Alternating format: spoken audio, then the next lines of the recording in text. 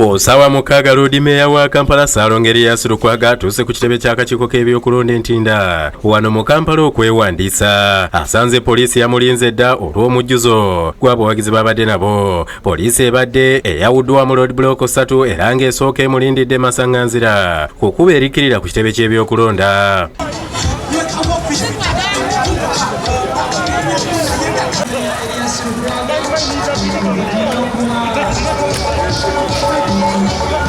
Wano asoose kukugirwa ng'entabwe evudde kugaana ezimu ku mmotoka z'okuyingira nga wano ebiddiridde kusikaŋŋana bitogi wakati mu bawagizi ba Lukwago ne poliisi era ng'abamu ku bawagizi balabiddwako nga boogerera poliisi ebisongovu.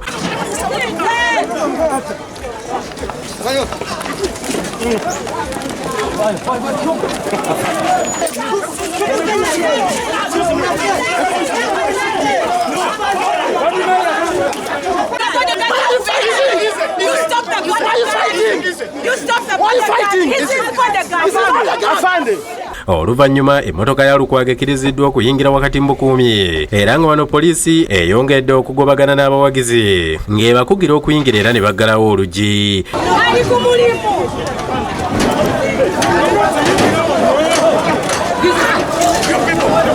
Ye Lukwago olubadde okuyingira ayanirizziddwa omuwandiisi w'akakiiko k'ebyokulonda Frederick Muwayati Baakuno era n'amulangirira okwesimbawo omwaka ogujja kubanga buli kimu abadde akituukiriza. Lukwago Areas duly nominated as a candidate to contest the election as the city mayor for Kampala City.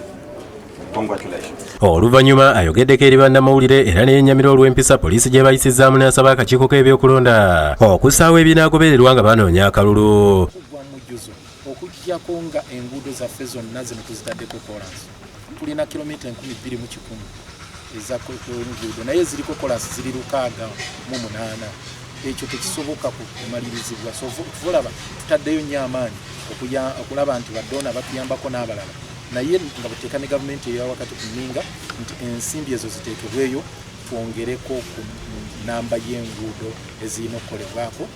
Lukwago nga yakavaawo omuyimbi Joseph Mayanja amanyiddwa nga Dr. Jose Kamilioni ne Nabira Nagayi Sempala nabo batuuse basoose kuyimirizibwa poliisi ne basaba okuleka abawagizi baabwe ebweru nabo kye bakoze era ne bakkirizibwa okuyitawo.